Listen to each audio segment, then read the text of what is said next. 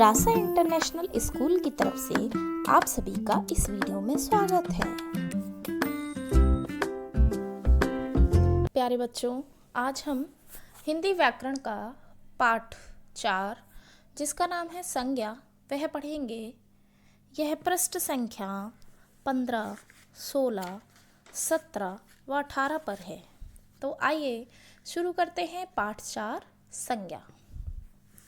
आइए चित्रों में देखें कि क्या क्या है। यहाँ पर कुछ चित्र बने हैं, आइए उनको देखते हैं क्या क्या है। सबसे पहले है तोता, पत्ती, कोयल, सेब, अक्षिता। अक्षिता कैसी है? खुशी, खुश है। झूला, झोपड़ी, वृक्ष, राम, गर्मी, पार्क। यहाँ पर क्या है? बहुत से आपने यहाँ पर चित्र देखे। उपरोक्त चित्रों को अब आपने अच्छी तरह देख लिया।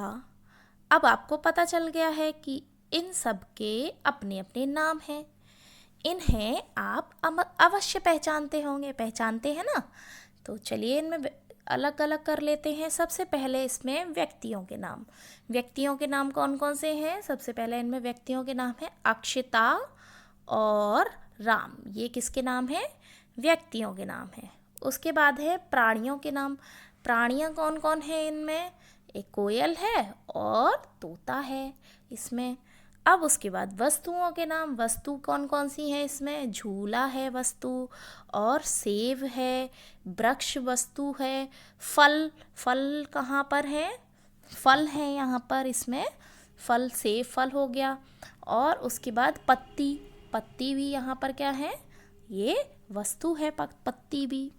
उसके बाद चलते हैं स्थानों के नाम। स्थानों के नाम पे चलते हैं। सबसे पहले स्थान कौन सा है? झोपड़ी है। और दूसरा स्थान कौन सा है? पार्क। यहाँ पर पार्क है। उसके बाद भावों के नाम पे चलते हैं। भाव कौन कौन से हैं इसमें? भावों के नाम है गर्मी, गर्मी लग रही है, गर्मी ये भाव है। और खुशी, खुशी भी भाव है। ठीक है, अब पढ़ते हैं हम इसकी परिभाषा। संज्ञा की परिभाषा: किसी व्यक्ति, वस्तु, स्थान या भाव आदि के नाम को संज्ञा कहते हैं। संज्ञा किसे कहते हैं? किसी व्यक्ति, वस्तु, स्थान या भाव आदि के नाम को संज्ञा कहते हैं। अभी हमने यहाँ पढ़ा, क्या क्या चीज़ें पढ़ी, क्या क्या चीज़ पढ़ी यहाँ पे? व्यक्तियों के नाम, प्राणियों के नाम, वस्तुओं के नाम, स्थान के नाम, भावों के नाम। तो यही सब क्या है? संज्ञा की परिभाषा है। यह सब क्या है जो हमने अभी पढ़ा? यह सभी संज्ञा की परिभाषा है। किस प्रकार है संज्ञा की परिभाषा? किसी व्यक्ति, वस्तु, स्थान या भाव आदि के नाम को संज्ञा कहते हैं। ठीक है, चलिए आगे पढ़ते हैं। क्या है यहाँ पर? संज्ञा के कुछ उदाहरण देखते हैं। यहाँ पर कुछ उदाहरण हैं, एग्जाम्पल हैं यहाँ पर कुछ संज्ञा के। सबसे पहले हैं वस्तुओं के नाम। सबसे पहले क्या है? वस्तुओं के नाम हैं।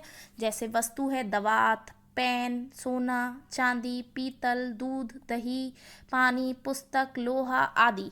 ये क्या है? ये वस्तुओं के नाम हैं। अब चलते हैं स्थानों के नाम की तरफ। स्थानों के नाम: लाल किला, घर, विद्यालय, मैदान, जर्मनी, बगीचा, दिल्ली आदि। अब चलते हैं व्यक्तियों या प्राणियों के नाम के तरफ। व्यक्तियों या प्राणियों के नाम कौन कौन से हैं यहाँ पर? सबसे पहले है श्री राम, महात्मा गांधी, मैरी कॉम, जाकिर, अब्राहम और माता पिता आदि। ये कौन है? व्यक्तियों या प्राणियों के नाम। अब चलते हैं भावों के नाम की तरफ। भाव कौन कौन से हैं इधर?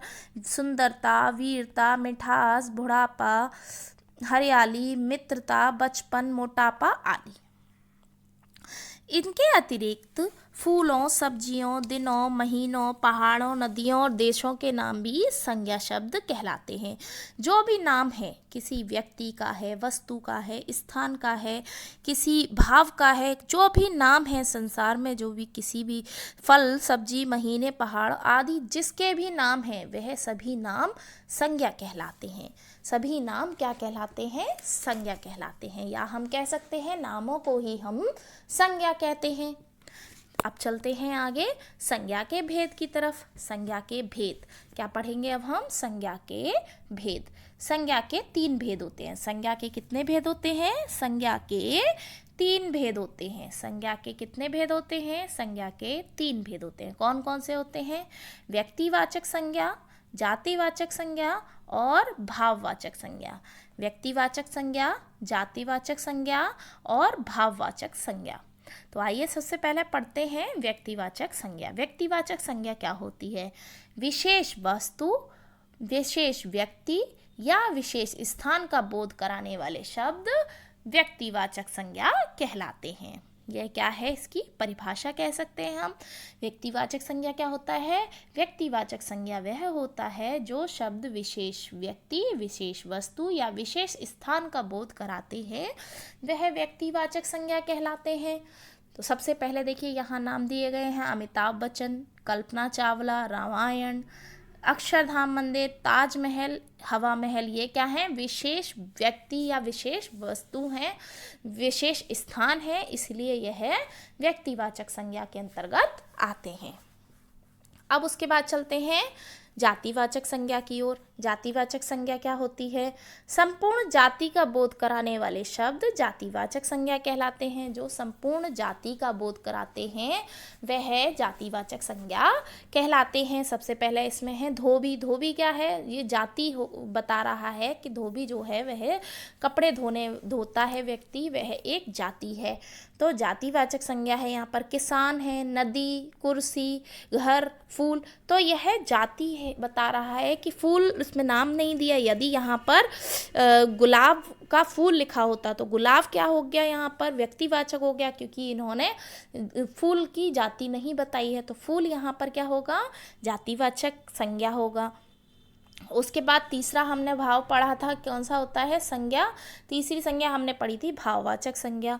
भाववाचक संज्ञा क्या होती है? किसी वस्तु, व्यक्ति या स्थान के गुण, दोष या भाव का बोध करवाने वाले शब्द व्यक्तिवाचक संज्ञा भाववाचक संज्ञा कहलाते हैं। तो इस प्रकार कौन कौन सा भाव हो सकता है? गुण, दोष क्या हो सकते हैं? जैसे मिठास है, बुढ़ापा है, बचपन, सुंदरता, हरियाली, मित्रता, यह सब भाव हैं। इसीलिए यह क्या है? भाववाचक संज्ञा के अंतर्गत आते हैं। आइए एक बार पाठ को दोहरा लेते हैं।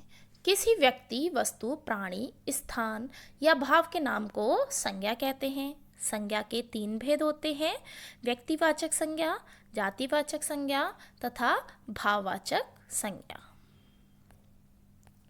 तो आज हमने क्या पढ़ा? आज हमने पाठ 4 संज्ञा पढ़ा। तो अब हम नेक्स्ट वीडियो में नेक्स्ट टॉपिक कवर करेंगे। तब तक आप इसका अभ्यास कीजिए। धन्यवाद।